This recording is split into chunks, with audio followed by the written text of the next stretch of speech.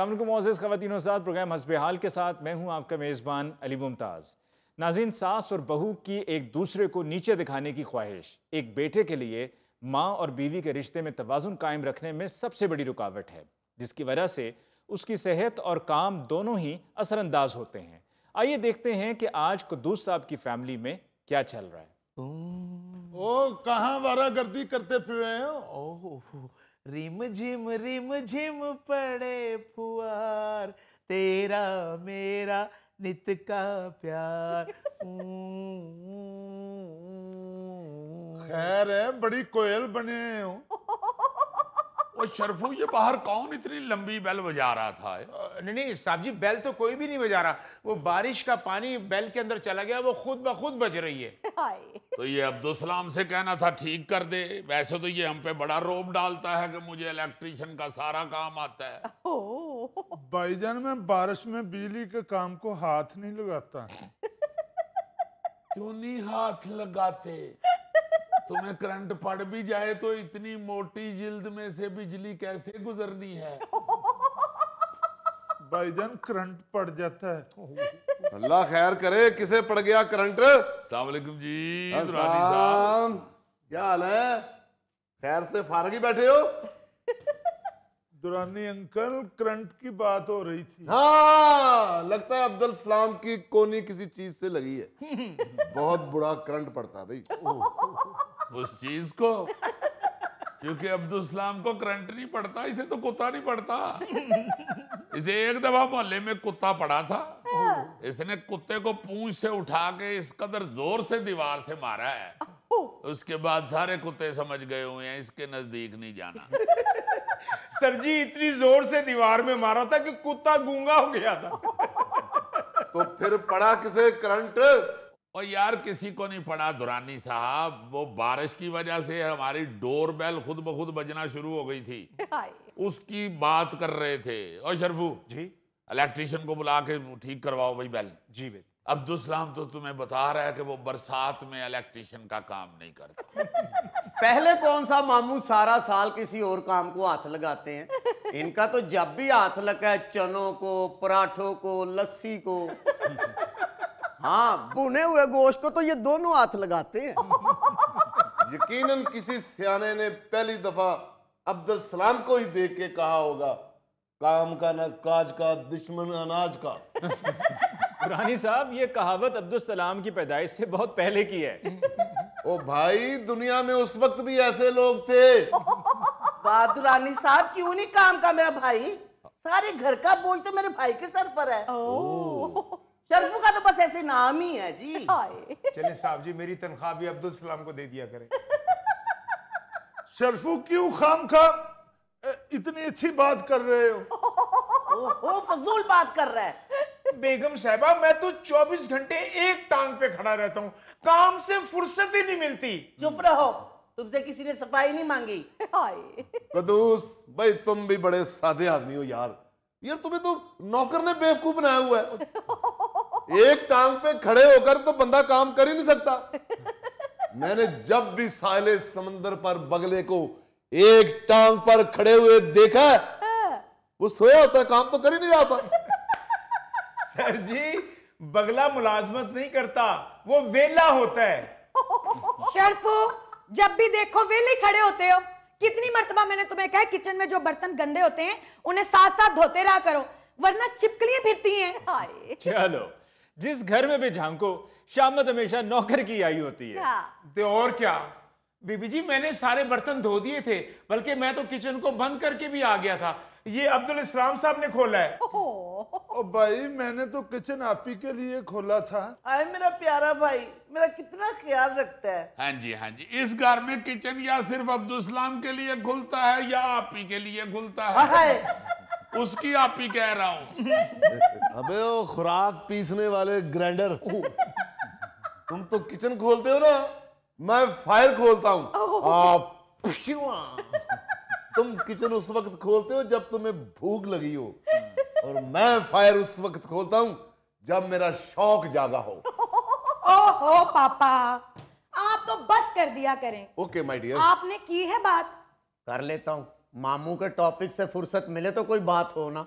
फुर्सत के वक्त सबसे अच्छा काम शिकार है बेटा। लो जानते हो शिकार के बेपनाह फायदे हैं बेटा। बंदे की नजर तेज हो जाती है, मसलसल एक ही पोज में बैठने का तजर्बा हो जाता है। तो इस तजर्बे के लिए बाथरूम में बैठ जाया करो। ओहो, डंगर के डंगर ही रहोगे तुम कुदूस। बाथरूम में बंदूक इस्तेमाल नहीं होती, लोटा इस्तेमाल होता है। वैसे दुरानी साहब, आपकी जिंदगी का तो दारोमदार शिकार है। ऑफ कोर्स, शिकार से बंदे के अंदर हौसला पैदा होता है। और अली मुमताज साहब, जानवरों की आदतें और मिजाज समझने का मौका मिलता है। बंदर ऐसे करता है तो लोग समझते हैं कि शायद वो खारिश करना है। नो,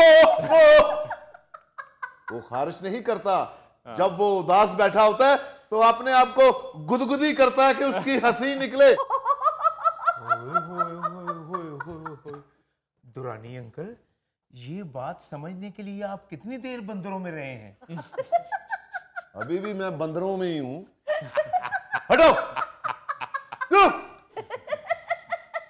दुरानी अंकल, मैंने तो इतना ही पूछा कि कितना अरसा बंदरों में रहे हैं। Only 1 week. वाह, बंदा समझदार हो कुदूस तो हफ्ते में समझ लग जाती है। हाँ जी, हाँ जी। और बंदरों को समझने के लिए बंदे का बंदर मिजाज होना बड़ा जरूरी है। और अगर ना समझ आए तो सारी जिंदगी समझ नहीं आती। क्यों, तुम्हें समझ आती है? वैसे बात ये दुरानी साहब ने मजाक के अलावा बिल्कुल ठीक कर रहे हैं। ये जो शिकारी होते हैं ना, ये जानवरों की आदत से बखूबी वाकिफ होते हैं। एग्जैक्टली। मैं तो अली साहब ये भी जानता हूं कि दरियाई घोड़ा जो मुंह खोलता है, ये कितने बजे खोलता है? ये दोपहर 3:40 पे खोलता है मुंह।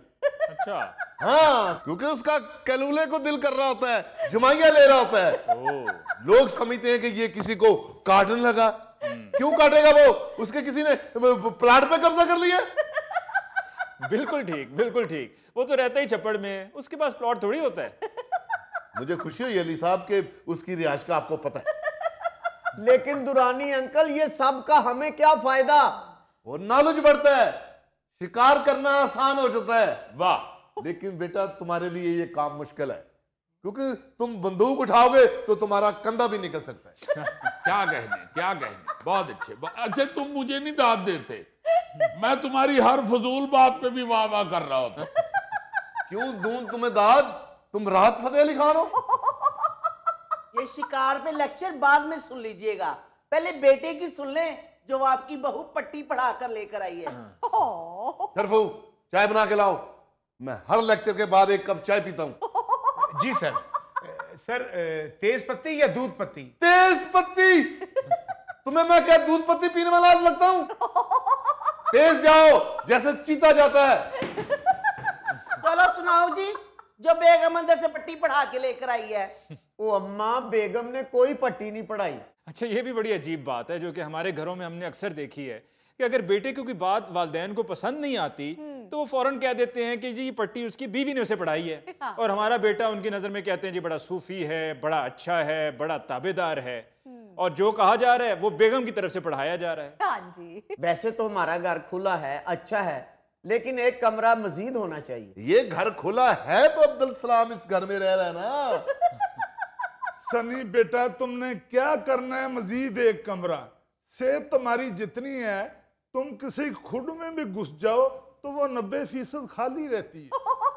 ओहो मामू, मेरा सारा सामान जाया हो रहा है। जब से मैं ब्याह कर आई हूँ मेरा आधा सामान तो स्टोर में पड़ा है, मजीद हमने सामान ऑर्डर किया हुआ है, कहाँ रखेंगे? बेटा, वैसे मुझे ये नए कमरे की कुछ समझ नहीं आ रही। देखो, कोई मेहमान आता है तो ड्राइंग रूम मौजूद है, तुम्हारे लिए तुम्हारा अपना कमरा काफी है। मजीद कमरा किस लिए बनवाना है जी? डैडी, जब कमरा बनेगा तो इस्तेमाल होते हुए भी देख लीजिएगा। डैडी, पिछली दफा इसकी कजन इसको मिलने के लिए आ रही थी, लेकिन हमारी जगह ना होने की वजह से वो नहीं आ सकी, फिर इसे मजबूरन अपने मेके जाना पड़ा था। तो हमने तो इसकी कजन को कभी मना नहीं किया।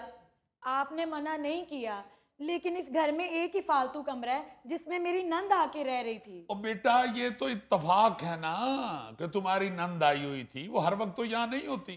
क्या जरूरत है नए कमरे की? ये तो वैसे भी बेचारा अब इस्लामाबाद होता है।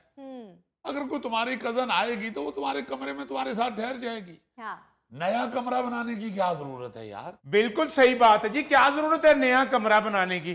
पहले मुझसे कमरों की सफाई नहीं होती। अगर छत पे आपने कमरा बना लिया तो उसमें तो मिट्टी बहुत होनी है और मुझसे काम इतना नहीं होना। कदूस, ये शरफू चाहे बंदा जाहिल है लेकिन बात बड़ी अकल वाली करके गया है। कि क्यों बना रहे हैं आप लोग कमरा? या तो है ना कि छत के ऊपर कमरा डाल के उसकी खिड़की खोल के आपने दरख्त पे बैठे हुए तीतर का शिकार करना है।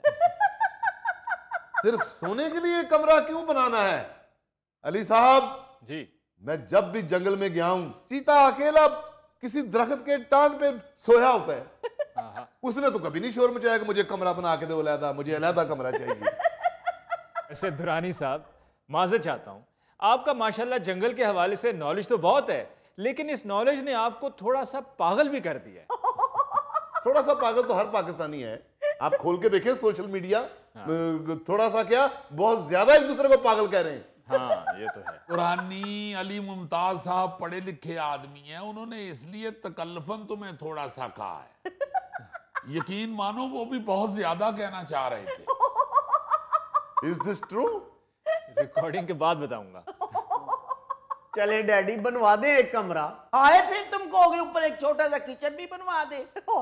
आप ही इस घर में कमरे चाहे 2 बन जाएं, लेकिन किचन एक ही रहेगा।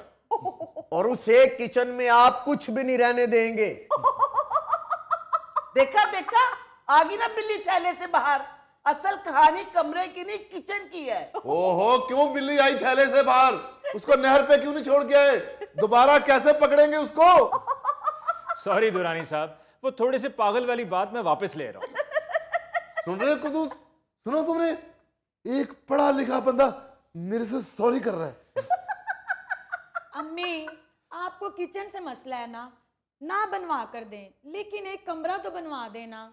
मैं अपना फर्नीचर यूं बर्बाद होते हुए नहीं देख सकती। ओहो, हद हो गई है भाई। इतना बड़ा घर है और आप लोगों का गुजारा नहीं हो रहा। जब मैं ब्याह कराई थी ना तो एक कमरा था। हाँ सही बात है, सिर्फ एक कमरा था। अब्दुलसलाम को तो बांध के हमने छत पे रखा होता था। हम लोगों ने मैनेज किया था ना। जी जी जी, बिल्कुल मैनेज किया था। जब अब्दुलसलाम को भूख लगती थी फिर इसको ऊपर से खोल के नीचे लाते थे, फिर इसे खिला पिला के बांध के ऊपर रख खाते थे। जैसे सर्दियों में ऊपर से रजाइयां नहीं उतारते, इस तरह खाने के वक्त हम अब्दुलसलाम ऊपर से उतारते थे।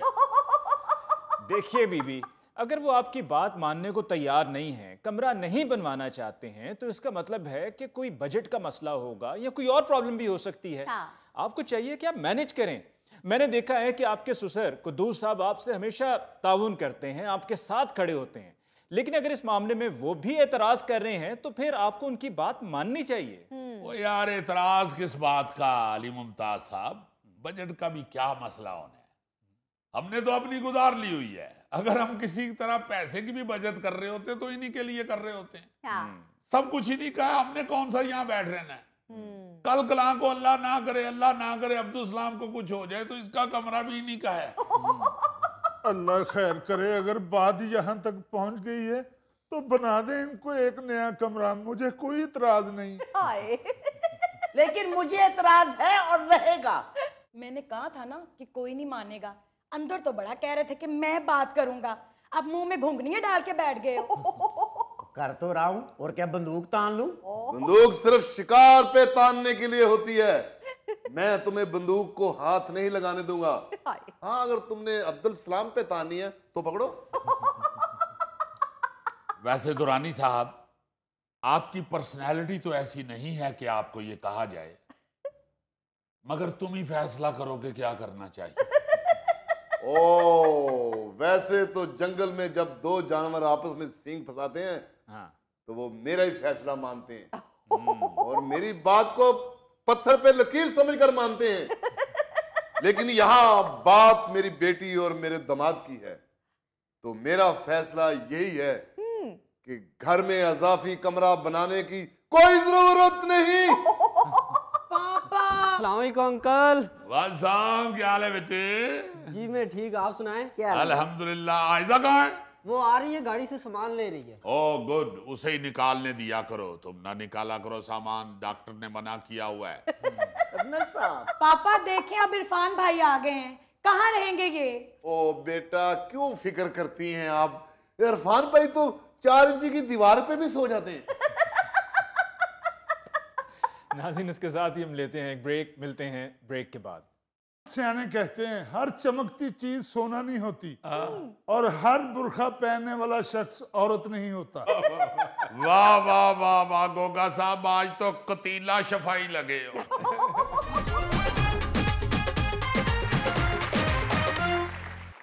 नाज़रीन, पेश खिदमत है हस्बे हाल का खबरनामा। अच्छा, मैं हंसू तो उस पे भी तुम हंसती हो, तुम जब हंसती हो हम हंसते हैं।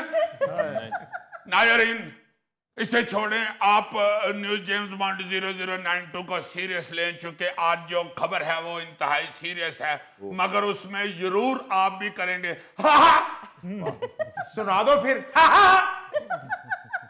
नायरीन, एक लंदन से खबर आई है, वो आपके खिदमतें पेश कर रहा हूं जी। खबर कुछ यूं है, औरत का रूप धार कर चोरी की कोशिश करने वाले भारतीय शहरी को लंदन पुलिस ने गिरफ्तार कर लिया। लक्ष्मण लाल नामी शख्स ने दुकान में चोरी के लिए बुर्का पहनकर दाखिल होने की कोशिश की।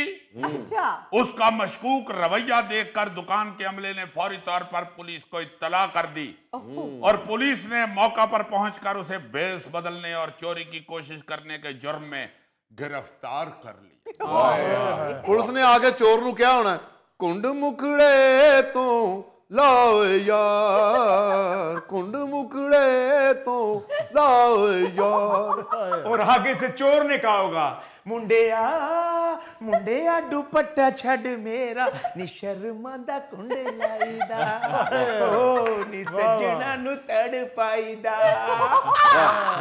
देखो ना यार, मुलजम को लगा होगा कि जैसे वो फेसबुक पे पापा की परी बन के सबको बेवकूफ बना लेता है ना, वैसे ही दुकान में भी दाखिल होगा और किसी को पता ही नहीं चलेगा कि वो मर्द है या औरत। लेकिन वो ये भूल गया है कि ये कोई मुनव्वर शरीफ साहब की या मोइन अख्तर साहब की फिल्म नहीं है, जहां पे आप जानो को पति या मिस रोजी बन के तो एक्टिंग करेंगे तो किसी को पता ही नहीं चलेगा। वाह। यकीनन सबसे पहले तो उसके कदबुत ने ही अमले को शक में डाल दिया हो। अब कोई हर बंदा युल्फी जैसा तो नहीं ना होता कि पेंट कोट पाया भी होवे तो लगता है कि यार वेख लवो औरत के मर्द। और फिर जब उसने वहां से चीजें उठा उठा के बुरके के अंदर से खानी शुरू की होंगी तो उनको शक पड़ा होगा कि औरत बेशक जितनी मर्जी बात तहजीब हो, उसकी तबीयत गोगे जैसी नहीं हो सकती। वाह।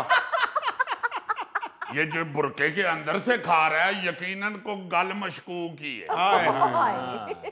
और फिर शक के तबूत में आखिरी किल उस वक्त ठुका होगा जब उसने कहा होगा कि 1 मिनट जरा टिश्यू देना, मेरी मुच्छां च लड्डू फंस गया। इसीलिए जेम्स बॉन्ड सियाने कहते हैं हर चमकती चीज सोना नहीं होती और हर बुर्खा पहनने वाला शख्स औरत नहीं होता। वाह वाह वाह वाह गोगा साहब, आज तो कतीला शफाई लगे हो। यार वैसे लंदन में बुर्का पहनकर ऐसी वारदात करना बड़ा अजीब है। यार लंदन में तो चोरी करते हुए पकड़ा गया ना। दुबई मेट्रो स्टेशन से एक भारतीय शख्स बुर्का पहने हुए गिरफ्तार हुआ है जो अपनी बीवी की जासूसी करने के लिए भेष बदल के उसका पीछा कर रहा था। बस फिर दुबई पुलिस ने पकड़ के पहले तो उसकी जासूसी कटी, फिर भेष बदलने के जुर्म में उसकी लतरौल की, फिर उसकी बीवी ने उसकी जासूसी करने पे उसकी ऐसी तैसी की। यानी देखो ना यार, यक ना शुद्ध, दो ना शुद्ध, त्रै शुद्ध। बीवी ने तो इसलिए भी मारा होगा ना, हाय हाय उतरिया मेरा बुरखा पाके मेरे पीछे ही लगा है। हाय हाय। उस बेचारे का वो हाल होया होना है जिस तरह एक शख्स ने ना अपनी बीवी को कहा कि वाह वाह वाह इतनी खूबसूरत शाल ली हुई है। अच्छा। ये इसी तरह की बिल्कुल वो दूध बेचने वाले बीवी की भी शाल है। बीवी ने क्या है ਮੈਨੂੰ ਤੇ ਛੱਡ ਇਹ ਦੱਸ कि तू ਉਹਦੀ बीवी ਦੀ शाल किथे वेखी वो बेचारा घबरा गया आगे से कहता है कि एक दिन सर्दी की वजह से मैं फटाफट तुम्हारी शाल ओढ़ के तो चला गया था दूध लेने तो वो दूध वाले ने कहा था कि है आज ते क़यामत ही लग रहे हो मैं उससे अंदाजा लगा रहा था कि यकीनन इसकी बीवी की भी इस तरह की शाल हो। अच्छा जरा देखो कि किस कदर तेज हो गए हुए ये मर्द हजरात। वैसे बीवियों को इजी लेते हैं। हाँ जी। तो बुर्का उनका इस जगह पे इस्तेमाल करते हैं कि आप हरियाण हो जाएंगे। 2023 में कीनिया में खवातीन का एक शतरंज टूर्नामेंट हुआ। अच्छा। उसकी इनामी रकम $3000 थी। इनाम की रकम जीतने के लिए एक 25 साल का नौजवान था स्टैनले। अच्छा। बुर्का पहनकर ऐनक लगाकर खवातीन के शतरंज टूर्नामेंट में लेडीज खिलाड़ी बन के चला गया। अच्छा। हाँ जी, उसको भी गिरफ्तार किया अगलों ने। मुसलसल जीतता जा रहा था। हमले को शक हुआ कि जनानियां एडियां तेज तो नहीं होंदियां शतरंज ये जड़ियां ऐसी चालां चल रहे हैं ना बचन वास्ते मारन वास्ते नूं छड्डो जिहड़ा बचन वास्ते चालां चल रहे ने मर्द ही हो सकदा है। उन्होंने जो छेल के वेख्या तो विचों मर्द निकल यार ये क्या बात हुई? अब भाई जी मैं सही कह रहा हूं, यहां से शक पड़ता है। औरत जो होती है ना उसको घरेलू चालें तो आती हैं, शतरंज की चालें नहीं आती। ये मर्द ही होता है जो हर चाल चल के बच बचा के दौड़ जाता है। खवातीन बेचारी तो लूडो भी खेल रही हो ना तो उन्होंने एक गोटी को एक दफा उठा के चलना होता है, फिर 2 सेकंड बाद उसे वापस कर लेती फिर दूसरी गोटी चलती है, फिर कहने नहीं हले नहीं फिर तीसरी उठा के कहीं रखती हैं तो साथ ही कह देती हैं ठुच पत्थर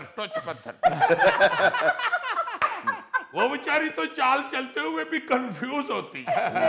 वो बेचारा कॉन्फिडेंस से चालें चल रहा था। उधर से हमले को शक हुआ कि जेड़ा इतना कॉन्फिडेंस नाल चालां चल रहे हैं ना ये मर्दी जे भाई जी छेल लवो ले भी। और अब जो मैं आपको बुरके वाली वारदात सुनाने लगा हूँ वो तो अखीर है। हाय हाय 2018 का ये वाकया है। सऊदी अरब में ना जी कुछ बकारन मांगने वाली खवातीन थी, वो मांगते मांगते आपस में लड़ पड़ती है ना। खबरदार है मेरा इलाका है, खबरदार पहले मैंने मांगा है की गल पे कर दी उन्होंने 100 दिता जी तो मैनू सिर्फ 10 रुपये। इस पे लड़ पड़ते हैं फकीर आपस में। वो जो बकारने थी ना जी वो इसी तरह आपस में लड़ पड़ी और हाथापाई हो गई और गुत्थम गुत्था हो गई। जब वो लड़ रही थी एक दूसरे के बाल कोट रही थी, एक दूसरे के कपड़े खींच रही थी तो उसी दौरान उन्होंने एक बकारन का जब बुरका खींचा तो विचों भाई निकल आया।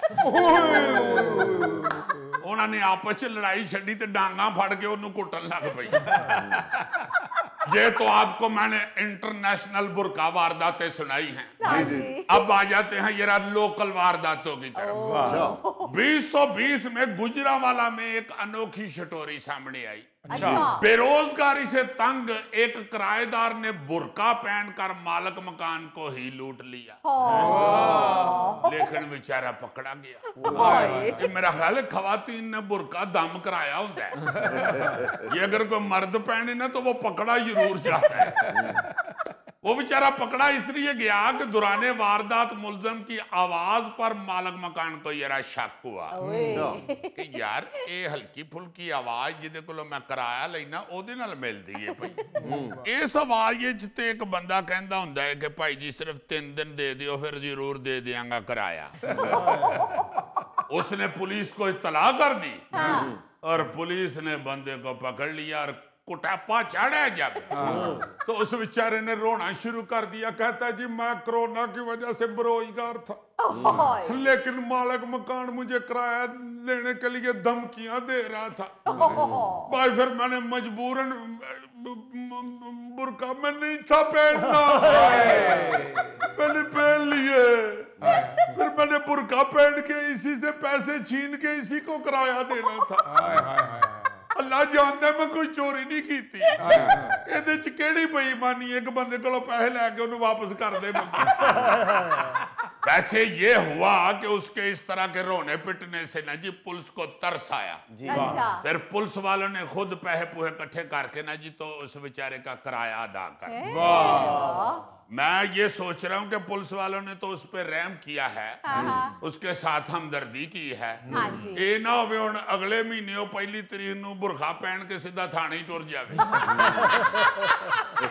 SHO साहब मैं फिर बुरखा पा बैठा मैनू दियो पैसे एक और सुन ले अब जरा जी अभी चंद महीने पहले लाहौर पुलिस ने भी इस तरह का एक बरूपिया पकड़ा अच्छा पुलिस की रिपोर्ट के मुताबिक एक मनशियात का मशहूर जमाना डीलर है अच्छा उसने मनशियात की एक बड़ी डिलीवरी करनी थी अच्छा तो उसने सोचा कि चलो आज पुलिस से बचने के लिए बुर्का ही पहन लेते हैं बुर्का पहन के जब वो कार में निकला और हाईवे पे पड़ा है तो उधर जो पुलिस खड़ी थी ना उन्होंने कहा कि यार है जी खतून गुजरी है ने फटाट साडे कोलों लंघ दिया नकाब क्यों कर लिया हल्का सा शक हुआ उनको यही तो बाहर खलोते हैं तो ये बीबी जो है इसने हमें देख के क्यों नकाब डाला है मुंह पे पुलिस वालों ने फटाफट उसके पीछे गड्डी लगा दी अच्छा अब हंसी वाली बात यह है कि पुलिस वालों की गड्डी पुलिस वाली नहीं थी वो कहीं प्राइवेट गड्डी में खड़े थे जब गड्डी उन्होंने पास की है तो उन्होंने शक्ल वेखी है बीबी दी तो ओदियां मुछां नजर आ रही हैं बस फिर पुलिस वाले ने गड्डी ओदी साइड ते कराई है तो ओदा शीशा खड़का के कहा कि अपना भरा मेरी जरा थल्ले आए ना जब उसकी गड्डी की तलाशी ली तो बीच में से 10 किलो मनशियात निकली उन्होंने कहा आज तो नहीं तेन छड़ना और ऐसा चलाक है उसी तरह औरत ही बन के खड़ा है और उनको कह रहा है कि भैन रिश्वत के तौर पर मेरे को 2 गाने वेख लो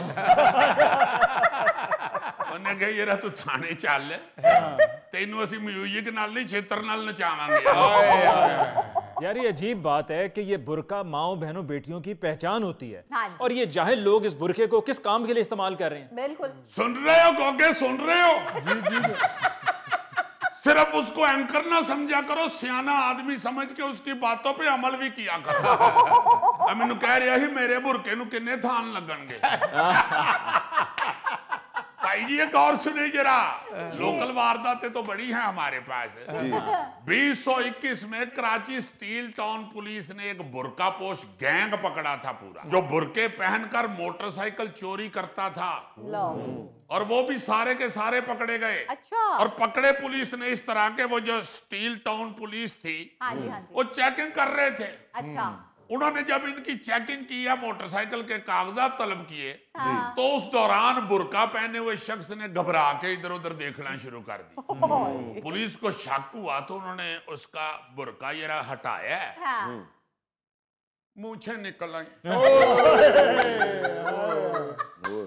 देखो कैसे बेवकूफ हैं ये बुर्का पोश फ्राडिये यार अगर आप मर्द हैं और बुर्का पहनने लगे हैं तो चलो कम से कम मूछें तो उतार के घर रख जाया करें जेम्स बॉन्ड आई थिंक ये फ्राडिये मूछे इसलिए नहीं घर रखे जाते कि कहीं पीछे से भाभी मूछे लगा के दही लेना चले जाए यार दही लेने जाए तो मूछें जरूरी होती हैं यार मूछे हो तो दही वाला जरा मलाई ज्यादा डाल देता है इसका मतलब है तेरे दही दे उतो ते टेंड करके तेनू देंदे होंगे हद हो गई गौरी तुम इतने बड़े दानिश्वर हो के कहां नक कटवा दिया मेरी तुमने मैं लोगों को बताता हूं कि हम सब में ज्यादा दानिश्वर गौरी है तो देखो ये दही लैन जाने से मुछा लान दे नाज़रीन इसके साथ ही हम लेते हैं एक ब्रेक मिलते हैं ब्रेक के बाद शेख साहब इसका मतलब कि आपने सारा दिन खाना भी नहीं खाया गोगा जी वैसे तो आपके साथ ही बताते रहते हैं मगर मुझे यकीन नहीं था कि आप वाकई मनूस आदमी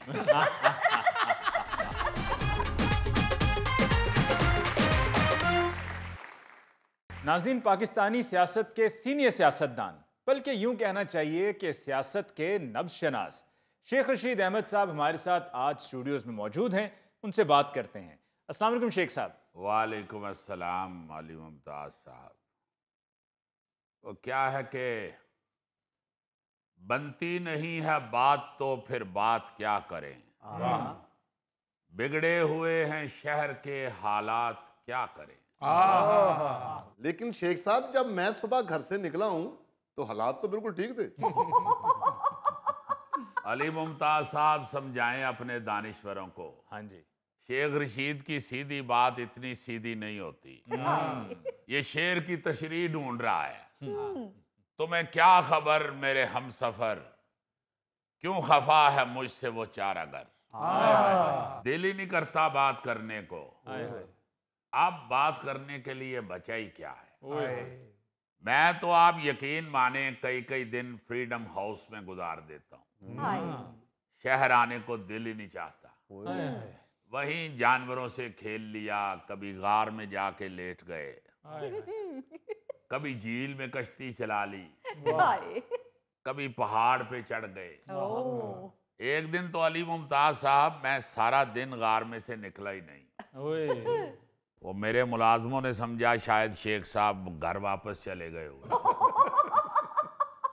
उन्होंने भी नहीं देखा कि शेख साहब कहाँ हैं। वहीं रात हो गई। ओहो शेख साहब, इसका मतलब कि आपने सारा दिन खाना भी नहीं खाया। गोगा जी, वैसे तो आपके साथी बताते रहते हैं, मगर मुझे यकीन नहीं था कि आप वाकई मनहूस आदमी। देखें, उसे मेरी परेशानी से कोई सरोकार नहीं है, वो खाने का पूछ रहा है। हाँ जी। असल बात तो कोई सुनता ही नहीं है। हाँ जी। इसलिए मैंने भी सोच लिया है कि जब कोई सुनता ही नहीं तो बोलने का फायदा। जितना बोलूंगा लफ्जों की कुलियां करना ही है और तो कुछ नहीं। इसलिए खामोशी बेहतर है। ओहो शेख साहब, आप तो कुछ ज्यादा ही दिल बर्दाश्ता हुए हुए हैं। ये बताइए, ये शिकवे शिकायतें किससे हैं? नहीं अली साहब, शिकवे शिकायतें किससे होनी है? जब कोई सुनता ही नहीं तो शिकवा करने का फायदा क्या है? कलेजा जलाने वाली बात है।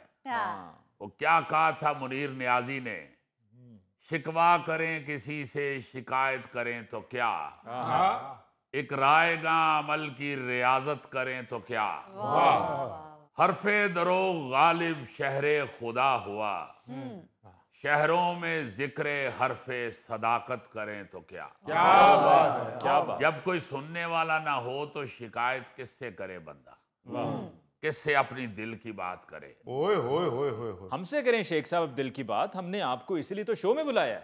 बड़ी मेहरबानी अली साहब, आपका बड़ापन है कि आप इज्जत देते हैं, वरना मैं तो अपने आप को आवाम की जूतियों की खाक भी नहीं समझता। वरना एक बंदा जो 17 दफा वजीर रह चुका हो, यार उसका तो नखरा ही 7वें आसमान से नीचे नहीं आता। जी बिल्कुल, चिल्ले से पहले। मैं माफी चाहता हूं, मनूस वाली बात तो इन्होंने गोगे के मुतालिक बताई थी। मैं तो ये सोच रहा कि शेख साहब तुसी 17 बारी वजीर होए हो, खैर ना एक बारी होर हो जांदे ना ते 18 होने की वजह तो ਤੁਹਾਡਾ वजारत का शनाख्ती कार्ड बन जाना। गौरी साहब, आप ये कहना चाह रहे हैं कि अगर शेख साहब की सियासत बालिग हो जाती तो किसी सदारती ऑर्डिनेंस से कोर्ट मैरिज कर सकती थी। अली मुमताज साहब, मैं माफी चाहता हूं, कोर्ट का मेरे सामने जिक्र ही ना करें। अच्छा जी। मैं अपनी पूरी लाइफ में 2 बंदों से मायूस हुआ हूं। एक वो जो जमीन पे कपड़ा बिछा के कहता था, ए जे कपड़ा 2 फुट हवा उच्चा जाए, 2 फुट सजे जाए, 2 फुट खब्बे जाए, फिर 2 फुट थल्ले आए तो फिर कहीं जोगिया तेरा कमाल है। यकीन माने मैं 1.5 घंटा मजमे में खड़ा यही इंतजार करता रहता था कि कपड़ा जरूर ऊपर जाएगा, मगर किथों। मायूस किया मुझे उस शख्स ने। और दूसरा, मुझे इन अदालतों से मायूसी हुई जिन्होंने मेरे बेगुनाह भतीजे शेख राशिद को 10 साल कैद सुना दी। हालांकि आप यकीन माने मेरा भतीजा फैसलाबाद कभी गया ही नहीं, उसे पता ही नहीं है फैसलाबाद कहाँ है। वो तो जब उसका फैसला आया तो वो मुझसे पूछता रहा है कि चाचू ये फैसलाबाद सऊदी अरब का शहर है। ये तो मैंने उसे बताया कि ये हमारा पाकिस्तान का बड़ा प्यारा शहर है फैसलाबाद। ये तो सऊदी किंग शाह फैसल के नाम से इसका नाम रखा गया। इसे पहले लायलपुर कहते थे। रोने लग गया वो बेचारा, कहता है काश इसका नाम लायलपुर ही रहता। मेरा ख्याल है शेख साहब आपने राणा सनाउल्लाह साहब को जुगते बड़ी की हुई है, इसलिए फैसलाबाद का केस आप लोगों के पड़ा है। मगर शेख राशिद का इसमें क्या कसूर है? मैं बता रहा हूँ वो कभी फैसलाबाद गया ही नहीं है। हो सकता है शेख साहब आपका भतीजा आपको बताए बगैर चुपके से वडैश त्यारे पे चला गया हो। ज्यादातर लोग जो फैसलाबाद जाते हैं वो रेंटे कार पे जाते हैं। वो यार आप लोग खुद ही फैसला करने बैठ गए हो, मुझसे तो पूछ लो, वो मेरा भतीजा है, मैं उसकी एक एक आदत से वाकिफ हूँ। वो शेख बच्चा है, हाँ। उसने किस लिए रेंटे कार लेनी है? अगर आप ये कहें कि किसी दोस्त के साथ उसकी गाड़ी में बैठ के चला गया तो ये तो चले मैं मान लेता हूँ। रेंटे कार हमने सारी जिंदगी सारे खानदान में से किसी ने नहीं ली, उसने किस लिए लेनी है? इस तरह की फजूल खर्ची का तो हमारी 7 पुश्तों में से कोई नहीं सोच सकता। चलें शेख साहब हौसला करें, हमारी दुआएं आपके साथ हैं। वैसे मैं माफी चाहता हूँ अली मुमताज साहब, ये साफियों ने कभी दिल से किसी को दुआ दी नहीं है। अगर ये दूसरों के मामलात को सीधा करने के लिए दुआएं करनी शुरू हो जाएंगे तो फिर प्रोग्राम में दिखाएंगे क्या? शेख साहब हमारे पास तो आपके लिए सिर्फ हमदर्दी है, आप सियासतदान हैं, आप ही कुछ कर सकते हैं।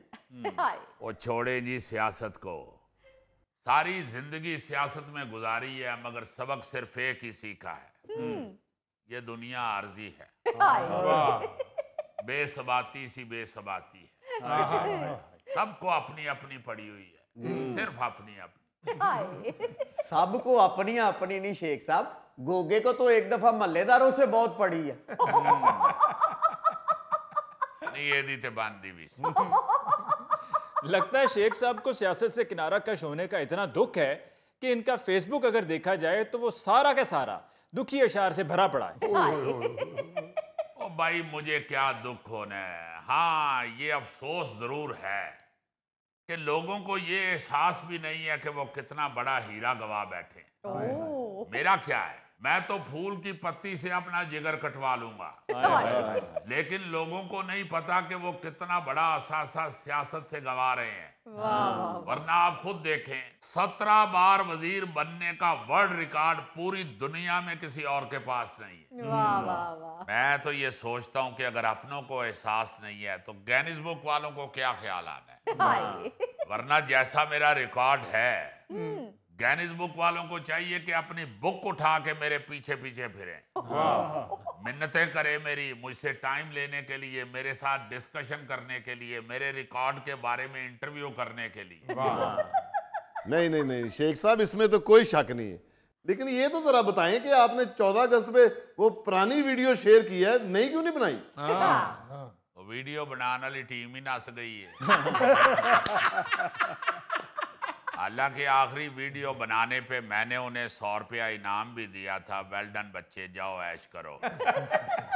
शेख साहब टीम ताड़ी नसी नहीं, असल च रकम तुसी ज्यादा दे बैठे हो, खर्च करने लगे टाइम ते लगेगा। शेख साहब हुक्म करें आप, ये ड्यूटी मैं फ्री देने के लिए तैयार हूँ, लेकिन आपने मेरा खाना और रहायश देनी। बस फिर शेख साहब लाल हवेली ऊंज ते नहीं विकी, इनू बुक करोगे तो विक जानी जी। शेख साहब अगर कोई बजट का मसला है तो मुझे बता दें, मैं वीडियो बना दिया करूंगा। शेख साहब फौरन बुक कर लो, ये सिर्फ बाजरा खांदा जी। और यार ऐसी कोई बात नहीं है, शेख साहब आजकल वैसे ही बड़े मायूस हैं, वरना तो उनके पास वीडियोस बनाने के लिए बहुत लोग हैं। अच्छा शेख साहब ये बताइए कि आपने यासीन मलिक साहब के हवाले से जो महफिल रखी गई थी उसमें शिरकत की, तो कैसा रहा? देखें अली मुमताज साहब, वैसे तो मैं बड़े अरसे से सियासत में हिस्सा नहीं ले रहा, लेकिन जब मुझे ये पता चला कि हुर्रियत रहनुमा यासीन मलिक साहब के हवाले से महफिल सजी है, उनके लिए महफिल सजाई गई है जी, तो मैं तो सर के बल चल के हाजिर हुआ। वाह वाह वाह। यासीन मलिक साहब जैसे अजीम इंसान की महफिल में मुझ खाकसार का होना मैं समझता हूँ मेरे लिए एजाज है, क्योंकि उन जैसे मुखलिस लोग अब दुनिया में बड़े कम कम रह गए हुए। बिल्कुल, ज्यादातर तो आप अपने दाएं बाएं देखें तो खच्चे ही हैं। अच्छे रहे हो अब आप लोग, आप लोगों को शेख साहब ने खच्चे कहा है। हाँ जी, तेंते मुजीबुर रहमान शामी साहब समझते हैं। नाज़रीन, इसके साथ ही हम लेते हैं एक ब्रेक, मिलते हैं ब्रेक के बाद। सिर्फ 30 रुपए के पीछे, सिर्फ 30 रुपए के पीछे 2 घर उजड़ गए।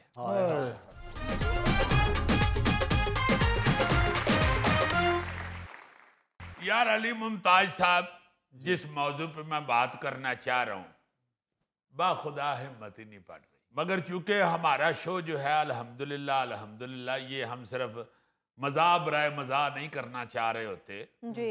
हमने इसे शुरू से ही करंट अफेयर्स के साथ अटैच रखा है। हाँ जी कोई खबर इस तरह की आती है, वो अच्छी हो या बुरी हो, जी जी जी वो कोशिश होती है कि जरूर डिस्कस की जाए, बिल्कुल। या कोई ऐसी खबर जो इस वक्त अवाम के जुबान ज़द-ए-आम हो, उसको भी डिस्कस करना बड़ा जरूरी होता है। हाँ जी। वरना ये तो ऐसी खबर है कि बाखुदा मैं सोचता हूँ कि यार इसका तो जिक्र भी ना किया जाए। ये क्या हुआ है? सिर्फ 30 रुपए के पीछे, सिर्फ 30 रुपए के पीछे 2 घर उजड़ गए।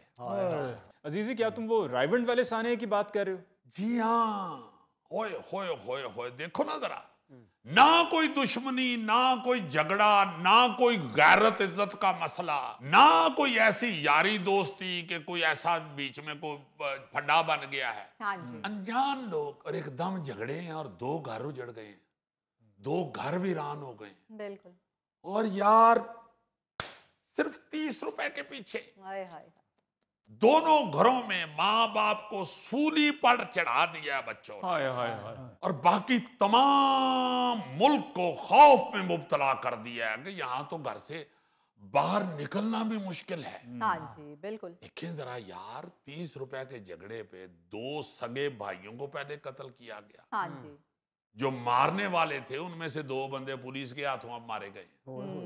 यानी सिर्फ 30 रुपए की वजह से केले शापर में डालने और निकालने का झगड़ा और 4 जानें चली गई। अस्तगफिरुल्लाह अस्तगफिरुल्लाह। अब देखो, केले उन्होंने खरीदे हैं और उसने कहा जी 130 रुपए के, उन्होंने 100 रुपया दिया, उन्होंने कहा 30 रुपए नहीं है, उन्होंने कहा जी बाहर काट दियो केले।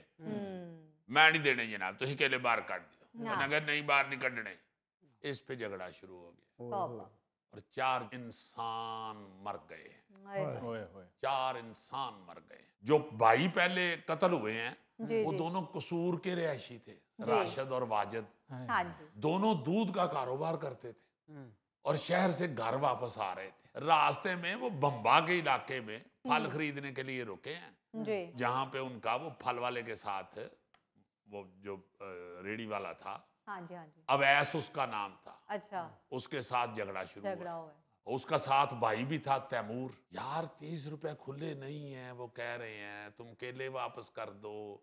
इस पे बहस हो रही है, झगड़ा हो गया है।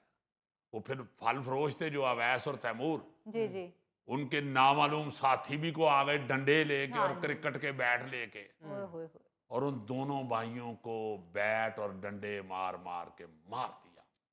उनके वालिद की वीडियो देखकर कलेजा मुंह को आ रहा था जब वो ये कह रहा था कि ऐसे तो कोई जानवर को भी नहीं मारते, बिल्कुल जैसे इन्होंने मेरे बेटों को मारा। हाँ जी। और करीब खड़े लोग जो हैं वो मोबाइल फोनों से वीडियो बना रहे थे। बिल्कुल सर। सबसे ज्यादा दुखी बात ये, बिल्कुल बिल्कुल, पूरी कौम का रवैया इस तरह सामने आता। हाँ जी। वो लोग मार रहे हैं एक दूसरे को, वो डंडे मार रहे हैं उसको बेचारों को। वो शॉट तो देखें आप अगर वीडियो में, तो कलेजा हिल जाता है कि वो आया, वो क्रिकेट का बैट पकड़ के, मुझसे तो बाखुदा कहा भी नहीं जा रहा, वो मारने के लिए आया। वीडियो बनाने वाले कैमरा नीचे गरक करके तो उसको पकड़ नहीं रहे, उसको रोक नहीं रहे, उसकी मिन्नत नहीं कर रहे। ना झगड़े यार, हम कब कह रहे हैं कि आप उसके हथी पड़ जाए या कुछ कर लें, उसकी मिन्नत कर लें, उसके आगे जाके हाथ जोड़ लें। ना करो, की कर रहे हो यार, ना करो। बिल्कुल नहीं, किसी ने भी नहीं। वो वीडियो बना रहे हैं। हाँ जी। खुदा करे ऐसा कभी किसी दुश्मन के बच्चों के साथ। पुलिस ने उससे अगले दिन मुलजम पकड़ लिए जी, और उनका केस CCD को दे दिया। सही। उसी वक्त से लोगों ने ये बातें शुरू कर दी थी, जी अब मुलजम कहीं किसी मुबैना पुलिस मुकाबले में ना मारे जाए। और वही हुआ। लेकिन असल बात यह है कि हमारे मुआशरे में ये हैवानियत कहाँ से आ रही है। बिल्कुल सही बात। क्योंकि ये एक अकेला केस तो नहीं है ना, यहाँ तो रोज इस तरह के वाकयात पेश आ रहे हैं। हाँ जी अभी चंद दिन पहले गुजरात लाला मूसा के इलाके में जी जी। थाना दौलत नगर में क्रिकेट मैच खेलते हुए एक झगड़ा हुआ है। अच्छा। सिर्फ एक ओवर ना मिलने पे, वो जो 6 बालों का ओवर होता है, हाँ जी, वो ना मिलने पर एक बंदे ने फायर मार के 2 भाइयों को कत्ल कर दिया। उनके मामू को जख्मी कर दिया, 2 सगे भाइयों को कत्ल कर दिया। तौबा तौबा। और वो 2 बेटों की अलमनाक खबर सुन के उनकी माँ बेचारी सदमे से फौत हो गई है। यानी 5 मिनट और 6 गेंदें, 6 गेंदें, 3 जाने ले गई, 3 जाने। और चौथा बंदा अस्पताल में जख्मी पड़ा हुआ है। अच्छा, जहां ये सानिया पेश आया है उस गांव का नाम महसम है। अच्छा। वहां के एक नौजवान गुलाम गौस ने टीम के कप्तान फाखर मदर को कहा कि मुझे ओवर दो। अच्छा। उसने इनकार किया, झगड़ा शुरू हो गया। यार उसने उसे गोली मार दी, साथ दूसरे भाई ताहिर मदर को भी गोलियां मार दी, और दोनों भाई अस्पताल ले जाने के बावजूद दम तोड़ गए। उनका मामू भी जख्मी अस्पताल में पड़ा हुआ है। यार ऐसी मामूली छोटी छोटी बातों पे ऐसा जुल्म, ऐसी बेहिसी, हाँ जी, ऐसी हैवानियत, मुझे तो समझ नहीं आ रही कि ऐसे लोगों को मुखातिब कैसे किया जाए।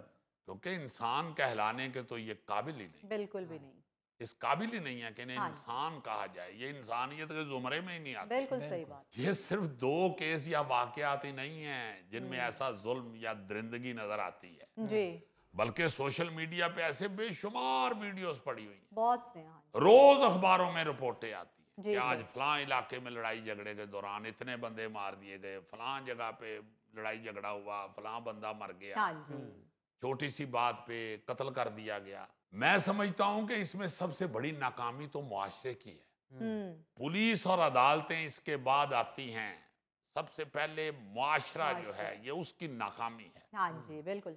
यार सबसे पहले तो हमें ये फिक्र होनी चाहिए कि हम अपने बच्चों की कैसी तरबियत कर रहे हैं, हाँ जिसका ये नतीजा निकल रहा है। बिल्कुल सही। फिर हुकूमत को ये सोचना चाहिए कि अमन व अमान कायम रखने की जिम्मेदारी उसकी है। हाँ जी, लेकिन बात वही है जो आजकल चल रही है कि 13 करोड़ की आबादी के इतने बड़े सूबे को एक वजीर आला इस महदूद पुलिस फोर्स के साथ कंट्रोल नहीं कर सकती। बिल्कुल। इन्हें ये बात समझने की जरूरत है कि पुलिस बेशक 36 और डिपार्टमेंट बना दे, हाँ जी, हाँ जी, लेकिन जब तक इसकी तादाद और इस्तादाद नहीं बढ़ाएंगे, बिल्कुल। नतीजा यही रहेगा। बिल्कुल सही। अजीजी, बाकी सूबों में भी सूरत हाल कुछ ज़्यादा अच्छी नहीं है। पाकिस्तान ब्यूरो ऑफ स्टैटिस्टिक्स के दिए गए फिगर्स के मुताबिक मुल्क भर में सन 2024 में 8,200 अफराद कत्ल हुए, और अगर हम 1 साल मजीद पीछे चले जाएं तो 8,000 अफराद कत्ल हुए। और इन तमाम जितने भी कत्ल हुए हैं इसके पीछे वजह झगड़े, मामूली झगड़े यार, मामूली झगड़े। हाँ। आप बेशक ये रिसर्च करवा ले, इंतहाई मामूली झगड़े हों। बिल्कुल। हम लोग सोच ही नहीं रहे, हम लोग देख ही नहीं रहे, हमें ख्याल ही नहीं आ रहा हम किस तरफ को जा रहे हैं, हमें ये समझ ही नहीं आ रही। देखें, बात ये है कि इस वक्त अल्लाह माफ करे, तौबा इस्तग़फ़ार, अल्लाह पाक हमारे सारे पाकिस्तानी बहन भाइयों को महफूज रखे। आमीन। ये जो इस वक्त तूफान आए हुए हैं, सैलाब आए हुए हैं, बारिशें, ये वो जाने जा रही हैं जी। यार, ये कुछ अरसा पहले तक की बात है, कुछ अरसा पहले तक की, जो मैंने अपने बचपन में सुनी हुई है। जी जी जी। कि लाल आंधी आती थी, यानी को आंधी शांधी आती थी तो वो आसमान पे को सुर्खी सी फैल जाती थी। अच्छा। तो बाकायदा मैंने खुद बुजुर्गों के मुंह से ये सुना हुआ है, लाल आंधी आई है, लगता है कहीं कत्ल हुआ है। अब ये जो आप 8,200 कत्ल बता रहे हैं, तो अल्लाह ताला ऊपर बैठा हुआ है जो सारा निजाम चला रहा है, जो हर इंसान को बनाता है। बिल्कुल। ये सब उसकी तख्लीक है, ये सब उसकी मुसव्वरी है। हाँ जी। वाहिद मुसव्वर की आप जो बनाई हुई तस्वीरें हैं, उनको अगर इस तरह जाया करेंगे, इस तरह फाड़ देंगे, इस तरह खत्म कर देंगे, तो क्या उसे गुस्सा नहीं आ रहा होगा? हमें ये बात समझ ही नहीं आ रही। हम ये समझने से इस वक्त कासिर हैं, हमारे पास टाइम ही नहीं है। बिल्कुल, अल्लाह ताला हमें माफ़ करे। नाज़रीन, इसके साथ ही आज के प्रोग्राम हस्बे हाल का वक्त खत्म हुआ चाहता है। अपने मेज़बान अली मुमताज़ को दीजिए इजाज़त। अल्लाह ने के बाद।